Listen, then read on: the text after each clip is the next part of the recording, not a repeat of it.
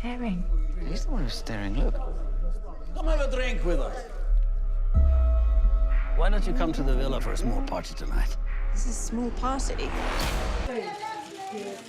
And then just at the centre forward, please.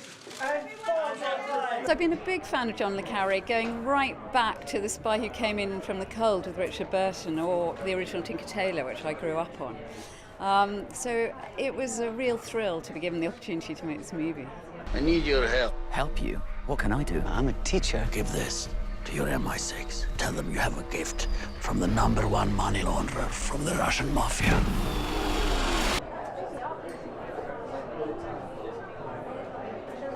When I met some MI6 agents, operatives, people who were working in embassies abroad, had a very nice slap-up lunch in a club in London. Fantastic. It's my kind of research.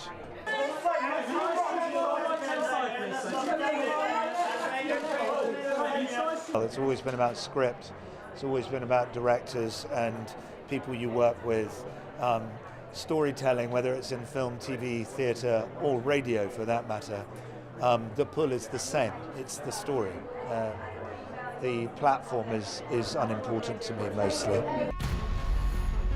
Never before have we had an informant this high up in Russian organised crime. British politicians, lawyers and bankers recruited by Russians here in London. What does he want?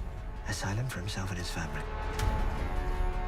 Trouble is, they'll only deal with us if you're there in Paris. I can't get involved. I'm afraid you are involved.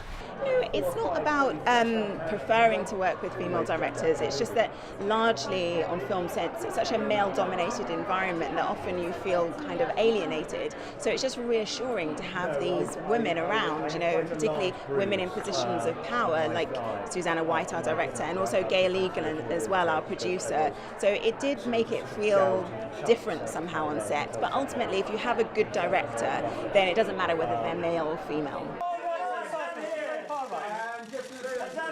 I really loved the French Alps. You know, I really loved just kind of being able to get up in the morning and go for walks for miles and not see anybody and being wild, you know, in the wilderness. I absolutely loved that. But Stellan Skarsgård, who plays Dima, absolutely hated it and was just like, get me out of here, there's nothing to do. So they had to kind of get him off to Paris quickly to get some life and action. But I was very happy there.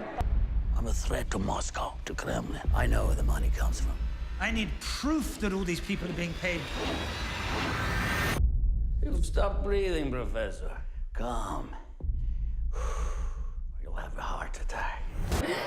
I did say to them, why aren't you getting a Russian actress to do this? But it was important to Susanna that relationship was really alive, and I think Stellan wanted to work with an actor he knew, and he wanted to work with somebody he could talk to in English, you know. So, I mean, I'm sure if I was Swedish, he might have, or whatever. Anyway, but I did learn Russian, and I got some help from Rafe Fiennes, actually, who made a film in Russian last year. So Rafe put me on to somebody who was very helpful. I can't guarantee your safety. They'll be coming after you. Then you'd better hurry. Money has no smell as long as there's enough of it. It doesn't change colour, it's still blood money. Why did you choose me? You've betrayed your country.